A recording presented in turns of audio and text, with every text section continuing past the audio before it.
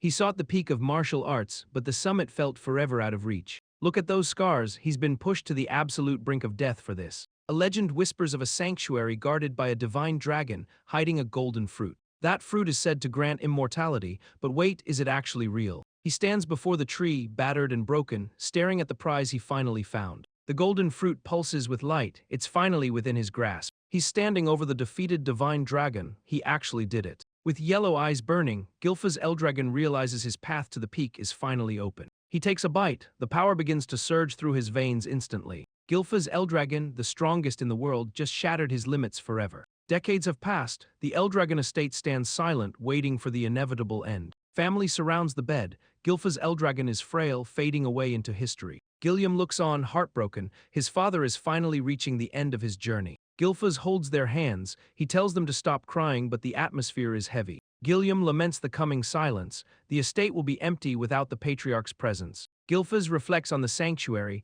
that golden fruit was just a myth, a hollow promise. He finds peace in his family, a long, full life, but is it truly enough? He claims he has no regrets, but look at his eyes, the truth is different. A sudden shift, the mask slips, revealing raw, burning desperation behind those yellow eyes. He screams internally, he doesn't want to die, he needs more time to reach the peak. His final breath leaves him, but the obsession for martial arts mastery remains burning bright. Wait, the darkness fades. He wakes up, but his vision is blurry and strangely low. He tries to move, but his limbs feel tiny. Is he dreaming? The walls look huge. He looks down at his hands, they're soft, small, and completely smooth. What is happening? Panic sets in, he stares at his own reflection. He's an infant. This makes no sense. He's hyperventilating. How could a legendary 10-star master end up in a crib like this? He scans the room. It's a nursery, but he has no idea how he arrived here. A memory flashes, the sanctuary, the divine dragon, and that glowing golden fruit. It was real. The truth hits him like a lightning bolt. The fruit didn't grant immortality, it granted reincarnation.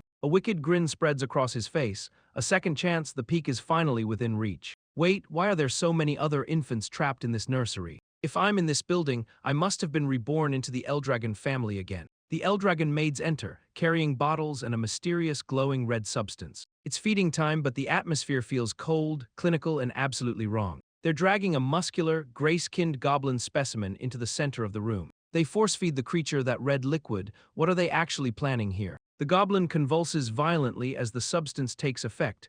Its body is reacting horribly. Suddenly, blood splatters everywhere, covering the cribs. The infant Gilfa's Eldragon is caught in the crossfire. He stares in shock, covered in gore. What kind of twisted experiment is this? The maids prepare to feed the infants the same diluted red substance. This is madness. What did they just feed him? The liquid is glowing with a terrifying, unnatural intensity. This isn't milk, it's overflowing with raw, volatile magic power. Are they insane? Instinct screams at him to reject it, but he's trapped in this tiny, helpless body. He's struggling, but the bottle is forced against his lips. He can't stop the flow. Wait, that's ancient dragon's blood, the same legendary substance from the sanctuary. So that's what they meant by diluting it. They're experimenting on infants in this nursery. This is bad, he needs to spit it out before his small body burns up. The other babies are spitting it out instinctively. He has to do the same fast. But is that really the right choice? He stares at the bottle, his resolve shifting. This is it. If he absorbs this power, he will finally surpass his past self. Gilfas grips the bottle, his tiny hands trembling with a singular, burning purpose. He doesn't know why he's here, but he refuses to let this opportunity slip away. He channels his will. The ancient dragon's blood erupts with raw, volatile golden energy. The maids are stunned, realizing they've severely underestimated the spirit of this infant. A maid stares in disbelief, watching the infant consume the dangerous, glowing substance. He forces the power down, determined to claim the true source for his own growth. Visions of the divine dragon flash before him as he tears into the magical essence. The energy surges, and he absorbs it with terrifying, unnatural calm, shocking the onlookers. He collapses into the crib, gasping as the immense power begins to reshape his core. He survives the ordeal, but his tiny body is already reaching its absolute breaking point. Exhaustion hits him hard, but the blood-stained crib marks the start of his new life. Time flies and the training never stops. 998, 999, he pushes harder. He's not just lifting, he's launching a massive boulder into the air with pure, raw strength. A single, explosive punch shatters the rock into dust. The power is absolutely terrifying. He stands tall, admiring his lean, muscular build. This body is finally a weapon once again. He knows the secret now. The true source power is hidden within every living thing. That red vial, the ancient dragon's blood, was the catalyst that changed everything for him. It wasn't just a boost, it fundamentally rewrote his biology to be stronger than any human. He channels the energy, and his body glows with a blinding, golden and crimson light. He's transformed, yet he remains cold and calculating. He's only at 1 star, but he's just beginning. He's panting hard, frustrated. He should have reached 4 stars by now. This is unacceptable. He visualizes his body as a universe, letting the star float within, pure compressed energy. The difficulty spikes with every star, but the strength gained is absolutely worth the struggle. Zeke remembers his past life as Gilfa's Eldragon, the only man to ever reach 10 stars. 7 years have passed since his rebirth. The Eldragon estate is still just as cold. His mother is long gone, and his father, he hasn't even shown his face once. He touches his chin, annoyed. What kind of parent abandons their own child like this? Being reincarnated a millennium later is wild, but the world has become a cruel, twisted place. The dragon's trial is the proof, a brutal ritual where only the strongest infants survive. Those survivors become Eldragon warriors, but Zeke watches the maid. Something is definitely about to change. The Eldragon maid remains cold, stonewalling him with the same robotic, rehearsed refusal. 7 years of isolation, no instructors, no family, just these silent, watchful caretakers. Zeke presses her, demanding to know why there's no combat training for the survivors. She dodges the question again, leaving him frustrated and searching for any real answers. He tries a different angle, but her programmed response is like hitting a brick wall. He's losing his patience. Is this really all she's capable of saying to him? The intensity in his eyes flares, but she doesn't even flinch at his rising anger. He questions his own safety, but she claims her only purpose is his personal care. He realizes she's a 3-star fighter, perfect for a sparring partner if he can force her. Something is deeply wrong here, but for now, he heads to the forest to train alone. Zeke confronts the silent maid, frustrated by her constant, robotic stonewalling. He retreats into the lush forest, seeking solace in his grueling, solitary training. He plucks a wild herb, his grip firm and his expression completely unbothered. He winces as he chews the bitter plant, forcing himself to endure the poison. His yellow eyes narrow as he senses something unnatural lurking in the dense woods. He stops in his tracks, his senses sharpening. He knows he's no longer alone. He peers through the thick foliage, his gaze locking onto a dark, shifting presence. An anger boar emerges, its body wreathed in a terrifying, unnatural black mist. He freezes, realizing this corruption is a modern anomaly that never existed before. The beast charges, and Zeke prepares for a fight against a truly twisted foe. The anger boar charges, but Zeke doesn't even flinch. He's ready for this. He channels his energy, a golden glow erupting from his fist in an instant. With one explosive strike, he shatters the beast's momentum, its pure raw power. The boar collapses, defeated by a single hit from a mere 1-star fighter. Zeke examines his hand, realizing his potential is far beyond what anyone expected. He shoulders the carcass, his mind already drifting toward a life beyond these walls. Hidden in the shadows, the Watcher observes the entire display with growing, cold dread. The Watcher realizes this isn't just a neglected child, he's a monster in the making. He remains hidden, convinced that Zeke is far more dangerous than the family suspects. Zeke senses a presence, he knows he's being hunted and the game has just begun. Zeke stands at the door, listening to the Eldragon envoys discussing the peaceful countryside. He analyzes the situation, no killing intent, so this isn't an assassination attempt, but why here? He spots the Eldragon emblem on their uniforms. The main house has finally come calling. The envoys are formal and cold, but their presence radiates an authority he can't ignore. They state their mission clearly. He is to be retrieved for a mandatory examination. An examination? Zeke is stunned. He was never warned about any such requirement or summons. He's completely blindsided, his expression shifting from confusion to genuine shock at the sudden news. He can't believe it. After 1,700 years, he is finally stepping back into the main house. The envoys force him to change his clothes, stripping away his familiar, rugged training gear. The Eldragon emblem glows, marking his arrival at the gates of the legendary Dragon's Nest. The Eldragon family built a massive, exclusive institution called the Dragon's Nest. Every 7-year-old in the family must enroll here for the mandatory entrance exam. Zeke is here, but he's playing it cool. He claims he knows absolutely nothing. He's acting oblivious, but he's clearly sizing up the situation with a hidden agenda. A timid boy named Langies approaches, clearly worried about Zeke's lack of preparation. Zeke brushes off the concern, but Langies is visibly nervous about the upcoming trial. Wait, is that purple energy? Langies looks weak, but he's hiding some serious latent power. Zeke plays the part of the confused outsider, keeping his true strength under wraps. Langies drops a bombshell. The exam content never changes, yet Zeke remains totally clueless. Zeke doubles down on his zero backing act, leaving poor Langies absolutely stunned and terrified. Zeke and Langies arrive at the gates, only to be confronted by an arrogant bully. Langies freezes in terror, clearly intimidated by the sudden, aggressive interruption from the older youth. Retin from Oldscale Village steps forward, sneering down at them with pure, unadulterated disdain. He mocks Langies, demanding to know why a runt like him is even attempting the exam. Retin turns his sights on Zeke, laughing at the absurdity of a mock dragon's child competing. The Eldragon family hierarchy is absolute, enforced by the iron fist of their mysterious monarch. The structure is rigid, ranging from elite elder dragons down to the lowly common soldiers. Captain-class warriors stand above the rest, wielding power that commands immediate, fearful respect. At the very bottom lie the mock dragons, those who failed the trial and lost everything. They are branded as imitations, cast aside by society and treated with nothing but cold contempt. Zeke stands firm, radiating a golden aura of pure, unyielding resolve. Langies looks on, confused by the sudden, intense display of conviction. Zeke challenges the bullies, questioning why they judge Langies without even seeing him try. Retin snaps back, demanding to know who Zeke thinks he is to intervene. Zeke remains calm, coolly asking why they believe Langies is inherently incapable of success. Retin points aggressively, shouting that they are all just weak, pathetic failures. Langies flinches at the insult, his eyes wide with shock and self-doubt. Zeke's aura flares, his gaze sharpening as he declares Langies is stronger than them all. The atmosphere shatters as the adult dragon examiner finally arrives to command attention. The exam officially begins, but Retin glares at Zeke, marking him as a future target. Zeke brushes off the tension, but Langies is clearly still rattled by the confrontation. They walk toward the gates, Zeke unfazed while Langies stammers in disbelief at his ignorance. Zeke questions the logic of the exam, sensing something is deeply off about the process. Langies is stunned. How can Zeke be so calm when the stakes are this incredibly high? Langies suggests withdrawing to avoid injury, but Zeke just laughs at the very idea. Zeke claims his caliber is far too high to ever consider backing down from this. Langies can't wrap his head around Zeke's confidence, especially given his total lack of knowledge. The adult dragon examiner steps up, announcing the simple, brutal terms of the entrance exam. 3 attempts to scratch the stone, that's all it takes to prove your worth here. Zeke calls the test lenient, leaving Langies and the other candidates absolutely shocked and speechless. The memory of that twisted nursery ritual still haunts him. What kind of exam is this? The adult dragon examiner bellows the command.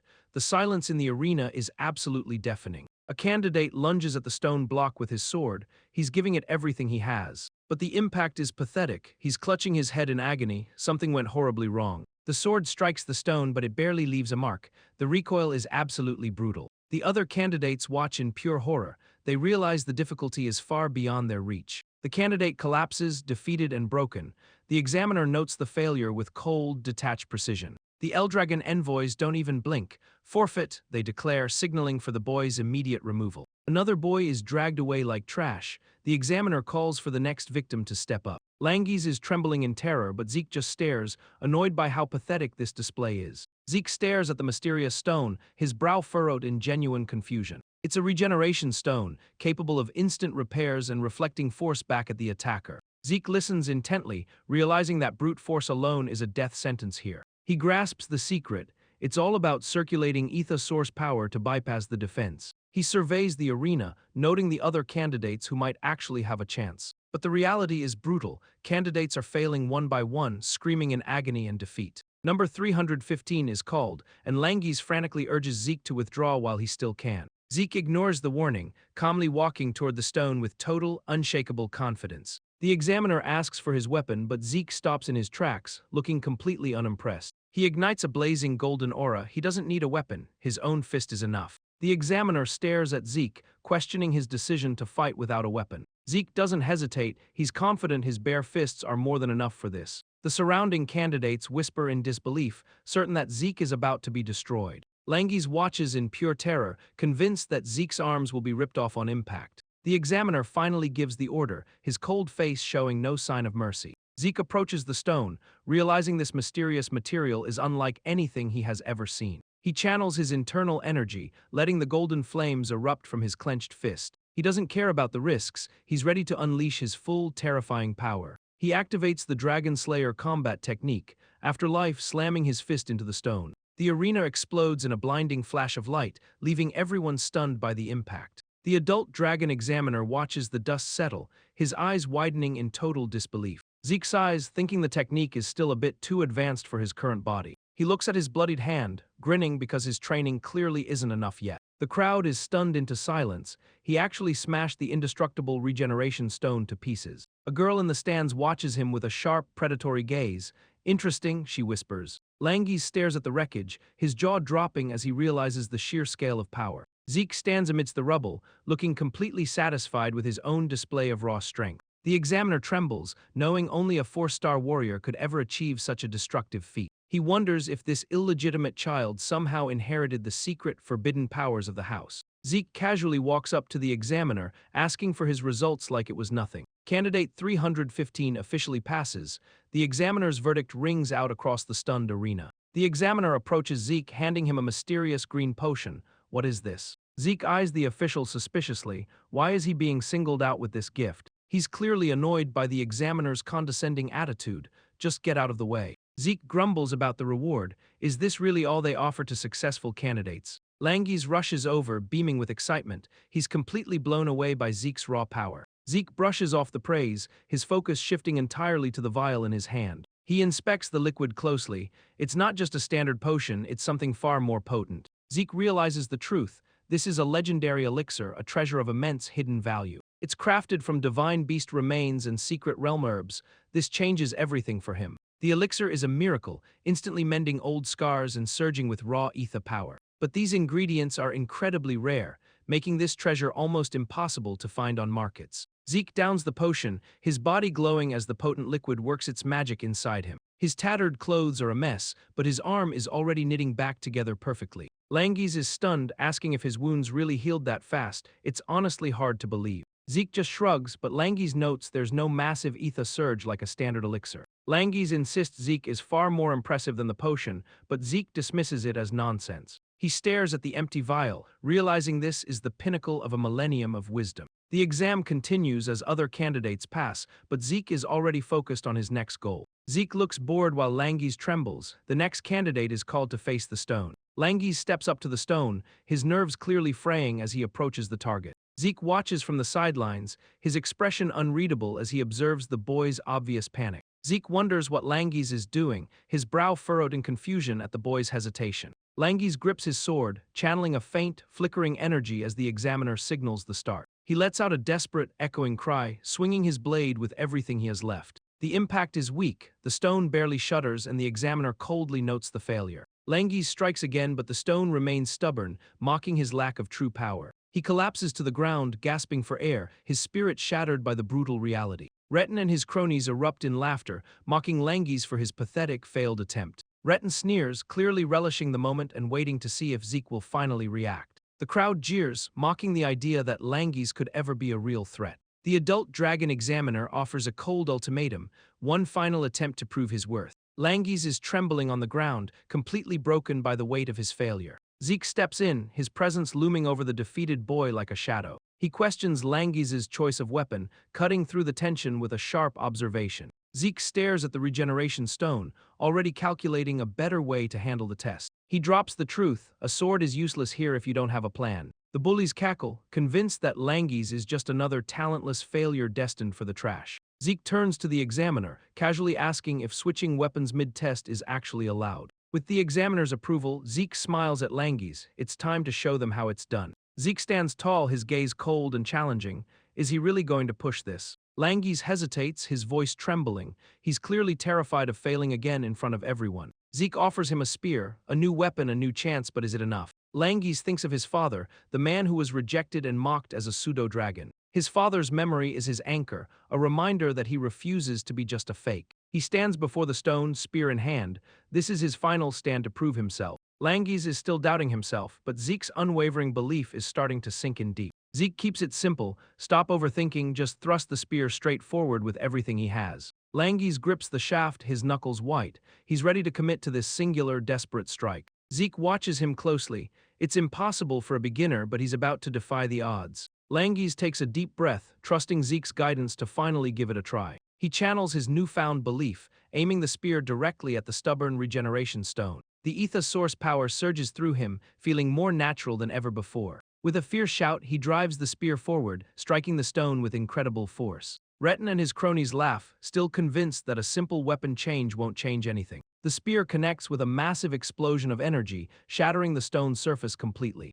The bullies freeze, their mocking laughter dying instantly as they realize what just happened. The examiners watch in total shock. Langes didn't just scratch it, he pierced it through. Zeke claps, congratulating Langes, who is left completely stunned by his own sudden, massive success. The examiner marks his ledger with a trembling hand.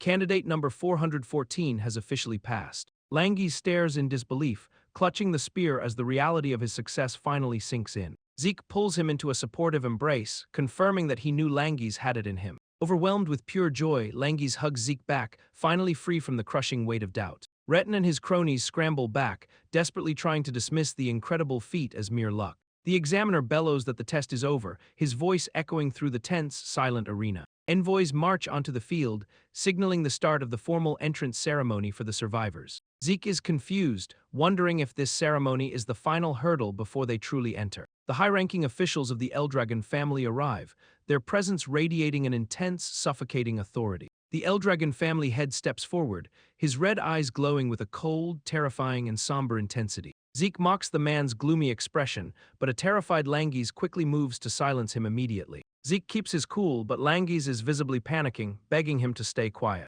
Zeke's eyes narrow, he's coldly assessing the Eldragon family's current military strength. He spots several 6-star warriors, a decent force, but he's already unimpressed by them. Then the family head Baltza Eldragon steps out, radiating a terrifying 8-star aura. Zeke recalls a time 1,000 years ago when such power was incredibly rare. He stares at Baltza with pure disdain, thinking, I really don't like this guy. The reality hits him hard, this man is his father and the tension is suffocating. Baltza commands attention, his presence cloaked in a dark, oppressive mist that fills the arena. Zeke feels the weight of that aura, his expression shifting as the pressure intensifies. The candidates around him are struggling, gasping for air as the atmosphere turns deadly. Zeke notices Langes gasping for air, clearly struggling under the intense, suffocating pressure. The other children are visibly trembling, their faces pale as they endure the crushing aura. Zeke's eyes flare with sudden, sharp hatred. He refuses to be intimidated by this man. An official laughs loudly, mocking the candidates with a display of forced, cruel cheerfulness.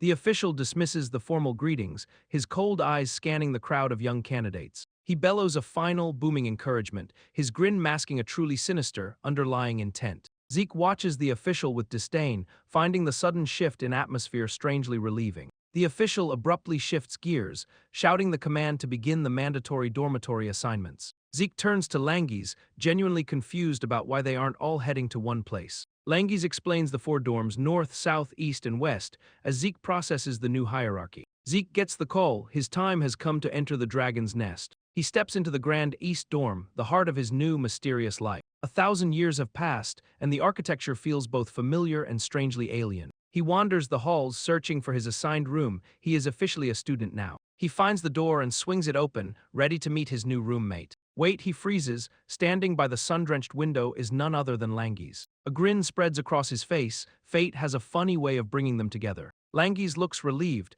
admitting he was feeling lonely in this massive, intimidating place. They settle in, realizing their grueling training officially kicks off tomorrow morning. Zeke plays it cool, but Langes is shocked he missed the instructor's briefing entirely. Zeke brushes off the lecture, clearly not taking the serious atmosphere to heart at all. Langes is stressed, desperately trying to get Zeke to focus on the upcoming training session. A full month has passed, and the Dragon's Nest grounds are bustling with intense activity. The instructor bellows, forcing the recruits to endure the grueling dragon's breath breathing technique. The pressure is immense, and the candidates are visibly struggling to keep their forms steady. The instructor watches coldly, noting that some recruits are already showing signs of true mastery. Leica is pushing herself to the limit, her ether levels surging as she nears the 2nd star. Wait, the instructor's eyes snap toward Zeke, who is doing something completely unexpected and absurd. Zeke isn't just holding the weights, he's effortlessly balancing a massive boulder on his head. The instructor is stunned, wondering if Zeke truly inherited the terrifying power of the family head.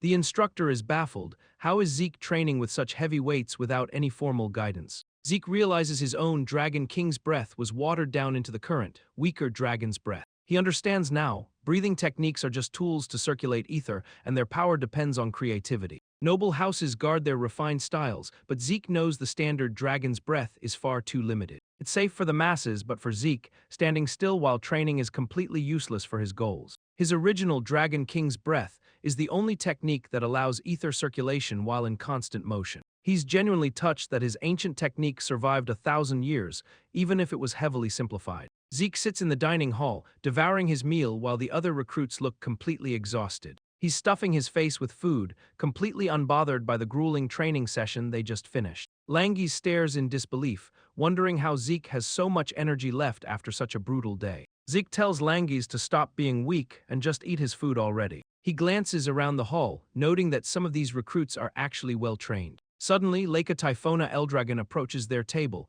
looking directly at Zeke with intense curiosity. Zeke looks completely caught off guard, while Langies practically spits out his drink in shock. Langies whispers in a panic, realizing that the girl standing there is the family head's daughter. Langies is terrified, insisting they shouldn't even be talking to a candidate for family head. Zeke drops the bombshell, casually admitting to her that he is the family head's bastard son. Leica looks stunned, asking him point-blank if he is truly the illegitimate child of the head. Zeke remains unfazed, telling her he has nothing to gain from lying about his heritage. Leica demands to know how he smashed the stone, but Zeke just tells Langies to eat. Leica is grinning ear to ear, clearly impressed by Zeke's blunt honesty about his heritage. She leans in, making a bold move by asking the bastard to join her side. Zeke looks completely confused, wondering why a high-ranking candidate would even bother with him. Leica doesn't hold back, flat out asking him to become her subordinate and secure her future. She promises him a generous reward once she takes control of the Eldragon family. Zeke doesn't even blink, casually shutting her down with a cold, disinterested no thanks. Leica is stunned, her eyes wide as she tries to process his total lack of ambition.